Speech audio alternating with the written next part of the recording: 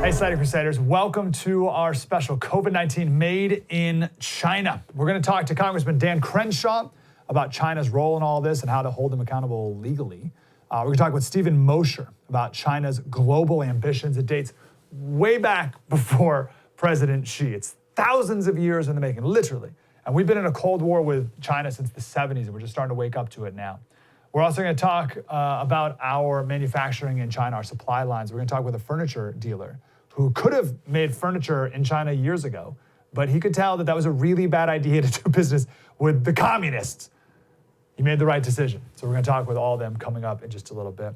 But before we spend the rest of our time here talking about China, I want to talk about America. Before we talk about what's made in China, I want to talk about what we are made of. I've got 3 stories for you. First, a factory in Marcus Hook, Pennsylvania. It's in the very, very southeastern portion of Pennsylvania, just north of Delaware, right across the Delaware River from New Jersey. March 23rd, 42 men clocked in for the longest shift of their life. Now, in normal times, who would care about these guys working in a factory? In normal times, actually, these guys would be protested against for destroying the planet. But these men were greeted with cheering and applause, as if they made it back from a deployment abroad. Because in some ways, they kind of did. For 28 days, none of these 42 men working in this factory left. They worked 12-hour shifts. They slept wherever they could fit an air mattress. The office kitchen became a mess hall. Why did these men do it? Well, they didn't want to get sick. And they needed to keep working because we could not afford to have this factory shut down. Why? What could they possibly have made that was that important? They work at a petrochemical plant. They make the raw materials that are then picked up and shipped off to another factory to make surgical masks. Hard to believe that a company told all their employees to sleep in the factory. You can't leave. And they all complied. They all went. Well, the government actually, the business actually didn't tell them to. All of these men volunteered. And now they're done with their month-long deployment. And the company has another factory in West Virginia. And they're doing their live-in for another month right now. I just love this idea of working together, right? And people appreciating other people. One of my favorite images of this whole thing was right at the beginning of it when nurses and doctors stopped doing what they're doing to applaud for the housekeeping staff of the hospital. In times like these, hierarchies don't matter. It's all hands on deck, everyone contributing, everyone is recognized, and everyone is essential. I mean, you have men in this factory getting messages from nurses and doctors thanking them. Did you ever think you'd see nurses and doctors thanking men who work at a petrochemical plant? But now they're on a common mission. Well done, men. Same with Trina Bird. She's worked at a Ford factory for 26 years. Ford's been closed for a while now, obviously. But she got a robocall the other day that was looking for 500 factory workers to come back, make about $28 to $33 an hour making ventilators. She got the robocall, and she called the number right away. Even though she was making $962 a week from unemployment, doing nothing, $962 a week. And she said that $962 a week was looking pretty good. But she asked herself, what would my dad do? So before this, she worked in the plant making batteries. She made batteries for hybrid cars. Pretty dangerous work, right? You can electrocute yourself if you're not careful. To do her part, this is from the Wall Street Journal. To do her part, she sits in an isolated workstation and pulls medical-grade spools. Her hands stay busy using a machine to measure and cut tubes into different lengths. Some 2 feet long, others much shorter. She checks measurement on a chart and studies the cuts with her fingers and eyes. And I love this line. She says, this is going to save someone's life. It's a tube. She's just making a tube. She's not making the ventilator. She's making obviously just one part of it. She's just making this tube. But she says, this is going to save someone's life, and I want it to be perfect. I don't want it to have a nick or something like that that could lead to a breakdown. I love that. Every day, she's like looking, measuring, checking, inspecting, making sure there's not even a nick. It's perfect because it's going to save somebody's life. I love her attention to detail. I love her working with a purpose. right? Something that directly is saving lives, someone else's life. And she's making something with her hands. All these beautiful aspects of what Trina's doing. She's literally wearing a Rosie the Riveter shirt to work. And she says when people see you wear it, they give you the muscle. She deserves it. Finally, Guy Whitten. Guy decided to cut his hair. Everyone's encountered this problem by now, right? Like, what do we do with the haircuts? You got to give the wife the clippers. It's risky. Hopefully it pays off for you. This guy decided to shave his head into a mohawk. He decided to do it to scare off COVID. He had to scare it off. Now, that sounds silly. It's a silly story. Maybe rolling your eyes. Slater, scare off COVID. But as you're imagining Guy Whitten, how do you picture him? How are you picturing Guy, this guy with a mohawk, scaring off COVID? Whatever that image is, just erase it. Get rid of that. You're probably wrong. Now imagine that Guy is 96 years old and a former World War II paratrooper with the 101st Airborne. And now realize that the last time he cut his hair in the shape of a mohawk was the day before D-Day. And he cut it in the shape of a mohawk to scare the Nazis. And now, the rest of the story goes, someone ranked just above him told him to cut it off and shave his head. And he did what he was told. And when he jumped out of the plane the next day in enemy territory, he was bald. And he said he's always regretted, his entire life, he's always regretted that he cut his hair. He wished he could keep it a mohawk. And this was his chance for redemption. He had a reason again to cut it into a mohawk and keep it that way because no one's going to tell Guy what to do anymore. He did it as a way to pay tribute to his fallen friends and also to just enjoy a little bit of this crazy time. He said, I knew it would draw some laughs, and I don't have much to do. Most of us bend up in our homes. It's true. I just wanted to share those stories because as we talk about COVID, and again, the special is called COVID Made in America, I want to take a minute here just to remind us of who we are in America. And I think these three stories do a pretty good job summing a lot of it up. Men sacrificing a month, sacrificing time with their families. One of the men there missed visiting his newborn, or the birth of his grandchild, first grandchild. Now, he couldn't go to the hospital anyway, but he was away from family. So you have men sacrificing their family at a petrochemical plant to help nurses. You have a modern day Rosie the Riveter foregoing welfare, foregoing unemployment, and taking incredible pride in cutting tubing to make ventilators. And you have a World War II veteran encouraging us all to do it with a smile. China, you have certainly gotten the better of us for the last few decades now, but not forever. Congressman Dan Crenshaw, coming up next. COVID-19 made in China. Mike Slater, spread the word.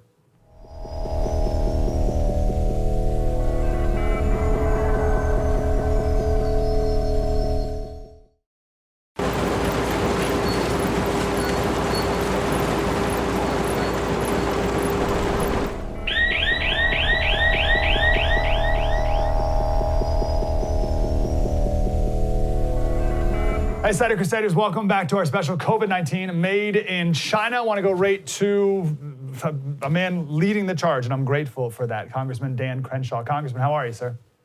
I'm doing well. Thanks for having me. Glad you're here. So the first person who sent me anything about COVID was back like in February. He was a SEAL, actually. And I totally dismissed it. And I was like, whatever. I think I literally said they don't have toilet paper. They don't use toilet paper in China. And I was like, I was dismissing them as like a third world country, and this is a third world thing. And it was a Tom Cotton whatever Story, committee hearing. Yeah. I say that because I saw you with the senator the other day speaking as a team, and I'm grateful for that. When did this first come on your radar? When did you first start to take COVID seriously? And when did you first start to team up with Tom Cotton? Well, Tom Cotton and I teamed up on a piece of legislation pretty recently. And that piece of legislation basically allows Americans to use our court system to sue China and get a hold of their assets and for damages done because of COVID-19 cover-ups. So pretty simple, because right now our law prevents you from suing another country. You can't just do that. So this would be a narrow, limited way to do that and exert some justice on the Chinese government. I probably started taking it seriously when everybody else did. You know, this is the point I've been making against the media and their new narrative that Trump denied this for a long time. So did they. So did everybody. There wasn't actually great reason to think that we should be panicking about this back in February. Again, I don't blame Nancy Pelosi for telling people to go enjoy Chinatown back in February, or Bill de Blasio. I don't blame them for that. I just want to point out their hypocrisy when they say things like that. That's all. Tom Cotton is one of the few people who was truly worried about this back in February. And, you know, the question is always, though, what would we have done about it back then? We didn't really have any cases. Even by March 3rd, we only had 102 known cases in the U.S. So, but he is one of those people who saw it coming. He's always had a serious acumen for what's going on for national security purposes. Well, I'm grateful you guys have teamed up. What would your legislation look like in practice? I remember I read something the other day about Missouri, like the Attorney General of Missouri or something wanting to. So like, how could a state sue a country? Would a person sue a country? And what are the chances of anything coming out of that? Like, what does that look like? Yeah, it remains to be seen. It probably looks like a class action lawsuit is the most likely event. It would be adjudicated to a few select courts, federal courts that are used to huge caseloads. And it would probably look a lot like a class action lawsuit. And we don't expect anybody to get a check from the president of China. That's probably not going to happen. But the Chinese do have a lot of state-owned assets because, remember, most of the companies that invest are state-owned companies. So there is a line of reasoning that would say you could prove bad intent and you could confiscate assets accordingly and exert some justice that way. We've been talking we've been exploring China and their BRI, the Belt and Road, and sort of their global ambitions and their just ethos of wanting the 21st century to be a China-centric world. Yeah. Do you see that? How do you see it? And is that a problem? Well, we're finally waking up to it. This is a lot of us have been talking about this for quite a while. And, you know, there was this hope in the early 2000s that the rise of China would be this sort of benevolent rise, that they would integrate into the global world order that has been created by the United States and Western Europe, and that they would be a responsible actor within that on all fronts, whether it's fair trade, whether it's environment, or whatever it is. They've done none of those things. They intend to outcompete everybody, and they will exert what kind of influence they need to in order to do that. And this is a big awakening there has to be pushback. I've heard arguments that they've been at a Cold War with us since like the 70s, and we're now finally waking up to it. So now that I think most people are, what does that look like for us? What do we do when it comes to pushback, when it comes to trade or anything else? Yeah, it's a tough question. It's easy to say it, and I think there's good political will to do it. Now the question is, how do you do it? I think, as far as, let's tackle one thing at a time. So everybody's talking about medical supply chains right now. We have to clearly identify what those things are, who can manufacture it, and who's going to buy it. Okay, because so we have to make sure that our laws are actually all encompassing. You can't just give tax credits to companies for coming back here. Because here's the thing: we already made our tax code much better with the Tax Cuts and Jobs Act. So there was a lot more investment in the United States after that. The thing is, you can only take that so far, right?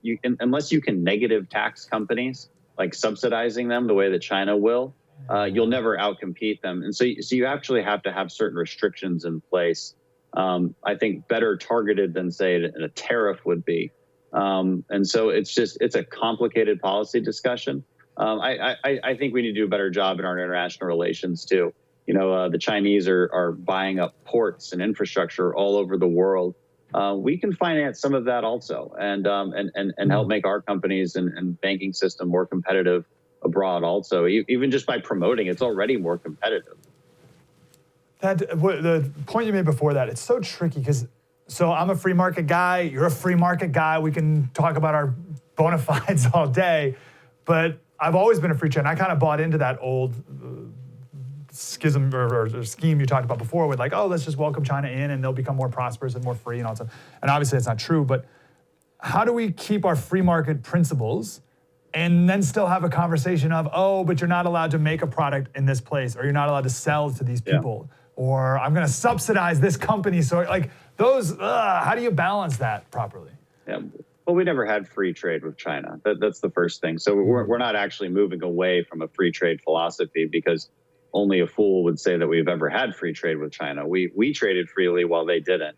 And so we do have to move to more of a fair trade perspective. But to your broader question, it's a really interesting debate on the conservative side of the aisle. The Democrats don't have this debate. They're just against whatever Trump is for. That's their general philosophy on everything. And so it's hard to pin them down on an actual principle that they adhere to. But conservatives do have this sort of division between the libertarian, free trade absolutists, where, hey, if Saudi Arabia makes $2 a barrel oil, then we should just buy all of our oil from them. That's how that thinking occurs. Just that competitive advantage is absolute. That's economics 101, and you can't argue with it. But you can actually argue with it.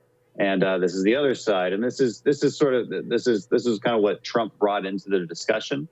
He doesn't do it in any sort of I think academic terms by any means. He's just like, they're not being fair, so we're going to take it to them. He's a businessman negotiator, and he doesn't behold himself to principles like this. But there are underlying principles and real good intellectual discussions to be had about an industrial policy, like keeping certain manufacturing bases here in America. The hard part is, like, how do you do it? How do you actually do it? And what can you do it with? Who's going to be the buyer for this? How does the financial system really play into this? These are much more technical questions, and they're harder to answer. Yeah, very tricky, but needs to be done, needs to be had. Is there any world you see, any scenario where we have a real, like, actual hot war, or whatever term you like, with China? Like, is that a thing at all? Are you wargaming that at all? Not in the near term. What worries me about China is their long-term plans to compete with us militarily. Now, the good news is that it would not be in their interest to start a hot war with us, just like it wouldn't be in our interest. There still is a lot of interconnectedness between us. But in the short term, they've wanted to outcompete us economically, push us out of the Pacific. And they've been doing that with all sorts of measures. In the long term, they want to compete with us militarily. And so we have to keep an eye on that and be prepared for all of the asymmetric warfare capabilities that they would implement. Are you hopeful about India's role in all this and our nice, seems like, allyship that's growing? Yeah, I think so.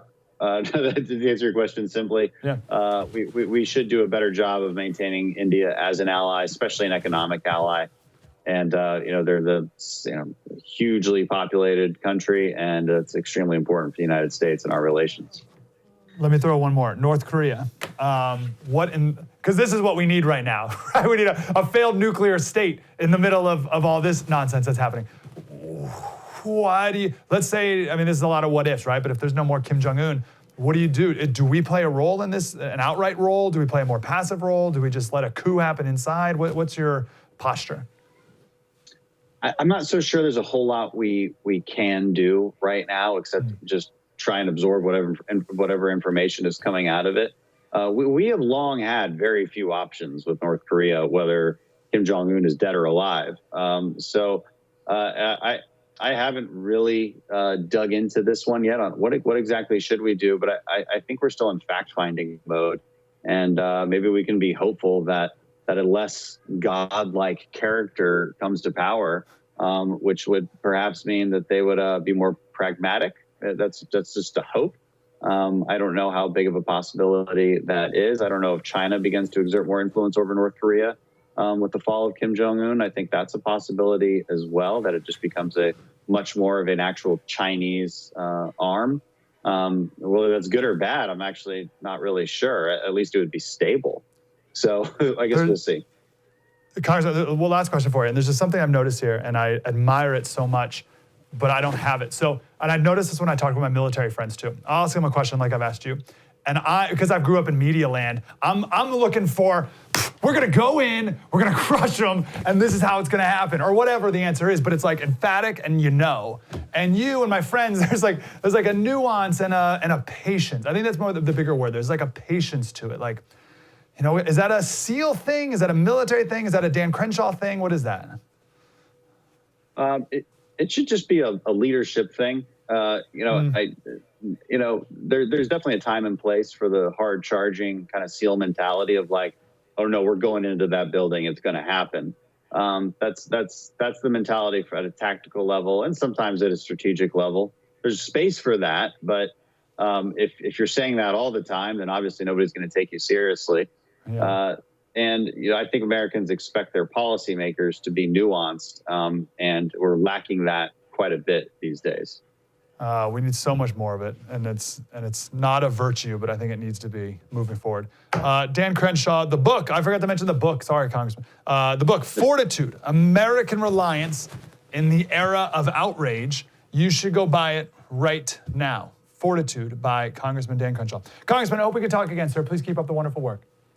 Hey, thanks for having me. Really appreciate it. Thank you, sir. More than special coming up. COVID-19 made in China. Mike Slater, spread the word.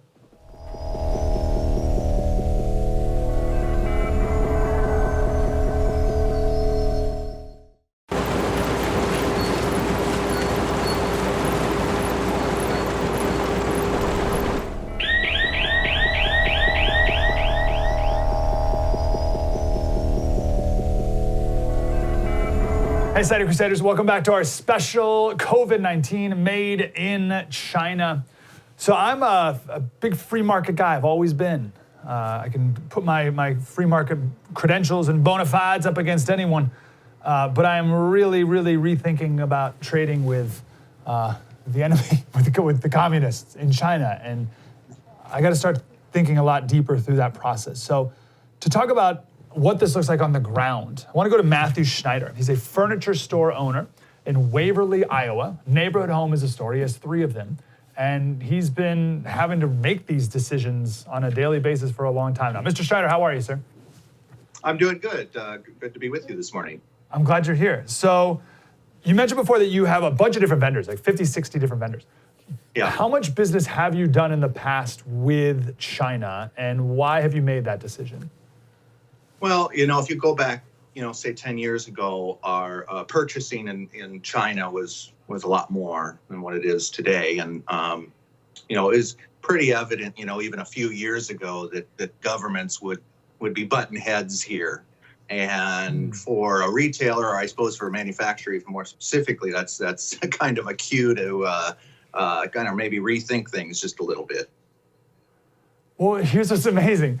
You say it's obvious, yet still 97% of our antibiotics are made in China. So you saw the writing on the wall, but our pharmaceutical companies, among others, didn't see the writing on the wall. Well, I think, and to be honest with you, I think we have a little bit of advantage because we, maybe see some things. Well, first, our freight is magnified. We're in the furniture business. So, if we were purchasing from China, it would cost $90 to get a sofa from the factory to the customer's home. And by rethinking that and looking for suppliers that are as close to our customers as possible, we've reduced that cost down to $17. So already we've saved the customers a significant amount of money. Okay, I want to get that number down right. So is that just the shipping component of the price of a couch? Yep, that's the approximate freight cost, correct. Wow, that is significantly cheaper though. So that's because to ship from China, I think we have this illusion that things are made in China and then magically appear here in America, but there's a whole process that entails, right? Yeah, exactly. I mean, you know, I would love to trade with China. I think they're definitely great people. They're working hard just Sure. like you and I to provide for their families. But when the numbers don't make sense, the numbers don't make sense, and the government is really signaling that we shouldn't be purchasing from China, that we should be purchasing very closely. And so that's what we did. And it comes with a lot of other advantages too. Now I do think that one of the challenges for people will be that may work for a sofa, but this little electronic component is going to be quite a bit more challenging. Interesting. So we have to do it case by case, but encouraging to know that it works for you and others, I'm sure. Localism. There seems to be a bigger drive, I hope, and we'll have to have that conversation deeper about localism in general. And I'm grateful for that. What have you, in the midst of all this, you as a furniture store owner, what have you guys had to do in order to remain open, and how's business for you? Well, I think the first thing is, so let me step back here. We had a 2-week shutdown announced by the governor back in late March, and that was fine. We could roll through that. But then when we went into 2 weeks, and then 2 weeks becomes a month, and a month becomes 45 days. That's at that moment. I'm not going to use the word panic, but I do think realization needs to happen. And I'm reminded by a quote from James Stockdale that says that we must never confuse faith that we will prevail in the end, which we can never afford to lose, with the discipline to confront the most brutal facts of our current reality, whatever that reality may be. And and that's going to be different for different people, but one of the things we did, once that shutdown got extended, we did pause for a couple days, and we had to furlough a bunch of staff, and we took our key employees and we said, hey, let's come up with a plan to fight this. The best way to fight this is to continue to do business. So that's what we did, and so we're doing everything possible. Curbside. We're doing driveway delivery, which is. In furniture business, you have to touch and feel it, is this right for is this something I really want? So we're really being really flexible with our customers to be able to, if we bring you a sofa, that's not quite the right color I really thought I saw on the computer screen. So we're making those adjustments, and the good news is now the last 2 weeks, and yes, the stimulus checks are playing a part of this. But our business is double what it was a year ago with the showrooms being closed. Wow. So it's proof that you can fight this and you can win. And, keeping people laid off, and, our customers need these products. These are essential services. You need a mattress. I mean, have you tried sleeping without a mattress? No, absolutely. You're sheltering at home. Are you sitting on the floor? And there's people that are having to move through all of this, or you get medical conditions that come up where, elderly people may have to sleep in a lift chair and the motor goes out. So there's all kinds of essential services that we do provide. And it was not only that, we have to provide for our customers and for our employees. So it's imperative that we keep going.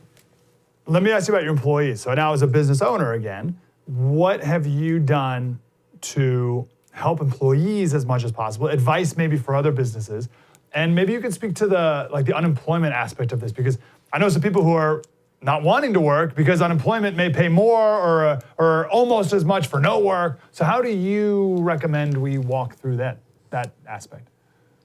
Well, the first thing is you have to have constructive things for your employees to do. So I think that is, kind of the first challenge, and that's why we did furlough everybody. And then we took key employees and then we said, hey, let's build this back up. And as we build this back up, we're going to build our employees back up. So I don't know if that kind of gets to your question or point there, but that's kind of the approach that we took. I don't know if that's going to work for everyone. I think every industry is in a different boat. I was thinking about, all of these restaurants, many of those are going to remain closed. So, if we realize that fact, and you've got, a wonderful cook, why couldn't he use his kitchen and perhaps prepare pre-prepared meals and sell those around the neighborhood? And again, I don't know if that's going to be the right approach, but I do think that, if people think with, a great amount of flexibility and just a sheer persistence, it will work. I mean, a good cook is a good cook, and for somebody that can't even cook toast, I might even use that service. I know, I love your whole idea. Well, you're a business owner, you're an entrepreneur, so it makes sense why you would have that mindset, but just evolving and innovating and doing the best you can to meet people's needs. And that's what you do, whether you're selling furniture or cooking or anything. And I love that. We got to run, sir, but just final conclusion to go back around. You're saying it is possible to have an economy, at least with certain things, that is not sourced out of China. We can do it here in America. Absolutely. I think, some of the components and some of the products will be painful and a little bit slow, but absolutely, there's plenty of resources elsewhere. So, Matthew Schneider, Waverly, Iowa. If you're in town, go to Neighborhood Home and buy some furniture. Mr. Schneider, thanks for your time, sir. Thank you. Good to be with you. More coming up. COVID-19, made in China. Mike Slater, spread the word.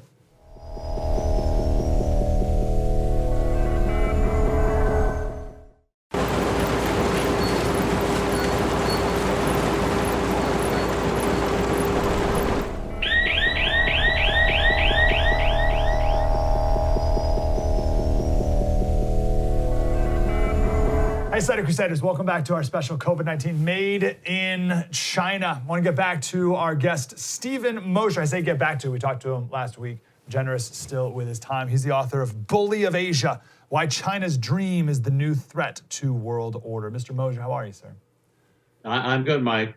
Surviving. I'm glad you're here. And thanks for your insight with China. Let's talk about manufacturing real quick, like made in China, right? When and why did China become the center of the world's manufacturing, and when did we become so dependent on China for our supply chains? Why did that happen? Well, it happened because we took our eye off the ball. It happened because we deceived ourselves about what China was and where it was going. Under the misrule of the Chinese Communist Party, China wants to dominate the world. It has for a long time. I mean, look, back in 1958, Chairman Mao, people remember the late Chairman Mao Zedong, one of the great mass murders of human history, in 1958 set up an Earth Control Committee. An Earth Control Committee, Mike. Of course, he then went into the Great Leap Forward famine, the Cultural Revolution. His plans were put on hold for 30 years. But it's always been the goal of the Chinese Communist Party not to just dominate China, but to dominate wider parts of the world. We made the mistake of letting them into the World Trade Organization. All right. And for 20 years, they've been cheating on trade, cheating on currency, stealing intellectual property, selling cheap Chinese-made goods in our markets. And the only reason they're cheap is because they're made by serf labor. And now I would add to that, they're made by slave labor as well, because the poor Tibetans and Uyghurs and Kazakhs in the concentration camps are busy working 12-hour shifts 7 days a week, making goods for export to the United States. So back to your question, China was let into the world community on the understanding that they would moderate, that they would play by the rules, that they would join the international community, become a responsible player. How irresponsible is it to release a deadly virus on the world? That's the height of irresponsibility. But China's plan for 20 years has been to move all manufacturing to its shores. China would become the new hub of world's manufacturing, and the rest of the world would be reduced to this. We would be suppliers of raw materials to China's factories. We would supply the food for China's workers, and we would, like zombies, go to the big box stores and buy all these Chinese-made goods. It was a kind of semi-colonial view of the world. China would be the dominant power, all manufacturing would be in China, and all the rest of the world would simply be supplying that industrial machine. You know, right now, a third of all the world's goods are made in China. I think we need to turn that around and start making things in the United States again. Yeah, what's amazing is there's no way that was by accident or just happened to be this where now we have a third of the, because there's a lot of places we can make cheap stuff, but there's a reason why it's in China, and that had to be, I think on your point, it was intentional. It was an intentional effort by China to make that happen, right? Oh, absolutely. After the Tiananmen massacre, remember June 4th, 1989, when the Chinese Communist Party killed tens of thousands of people in the major cities in China, shooting them down with AK-47s, running them over with tanks. Americans and foreign investors fled China. And the leader of China at the time said, "Don't worry," he said to the Chinese senior leadership, the world will be back because China is a piece of fat pork and they can't stay away. Well, the world did come back. But what he also said at that time in 1991 was that the old Cold War is over. The Soviet Union lost. America won.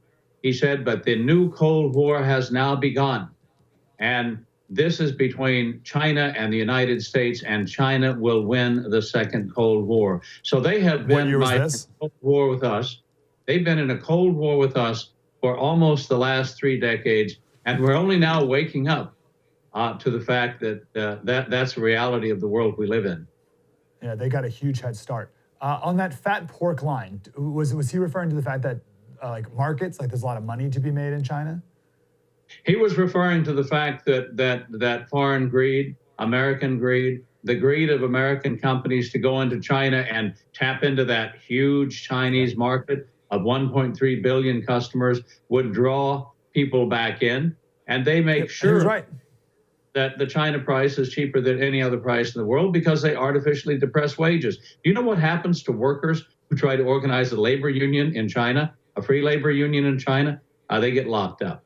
Workers who demonstrate for higher wages, they get met with police force in the streets and told to get back to work. So workers have no rights in China.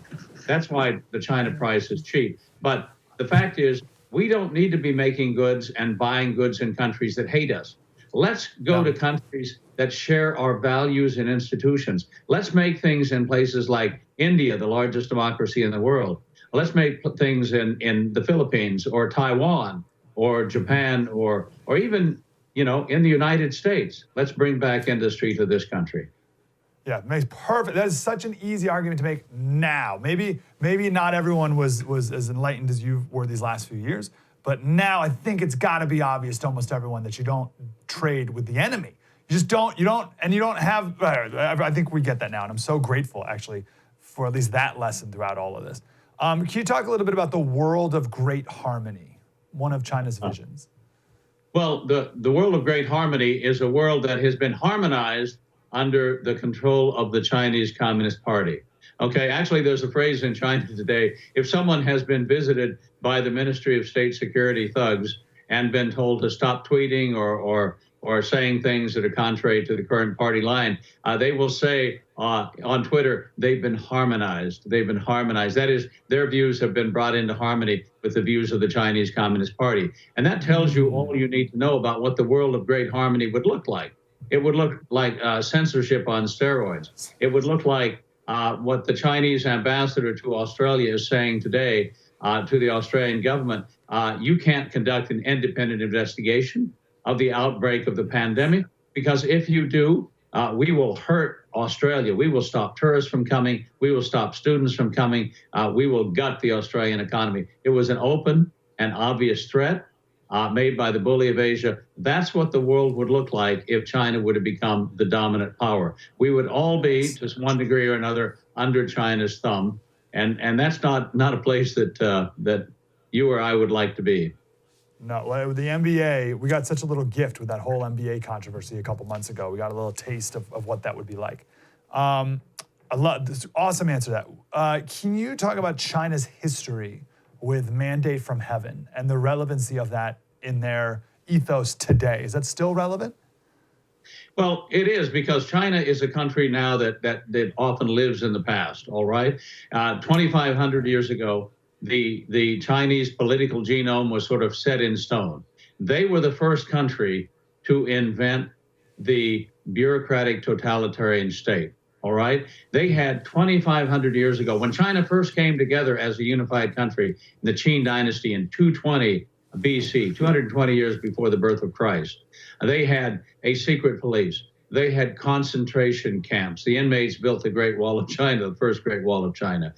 They had political commissars in the military. They had control of important sectors of the economy. Iron, for example, from which you could make weapons. Salt, of course, you needed to survive over long periods of time. Other sectors of the economy were under state control. They had song and dance troops, the propaganda troops that went around the country singing the praises of the first and second Qin emperor. All of the things we associate with modern Marxist-Leninism, all the things we associate with a one-party dictatorship, China actually invented over 2,000 years ago, and they are living, the Chinese people are living fossils in a political sense, because they're still acting out that ancient form of tyranny today. So they anticipated Karl Marx and Vladimir Ilyich Lenin by over 2 millennia, and they've gotten very good at it over the years.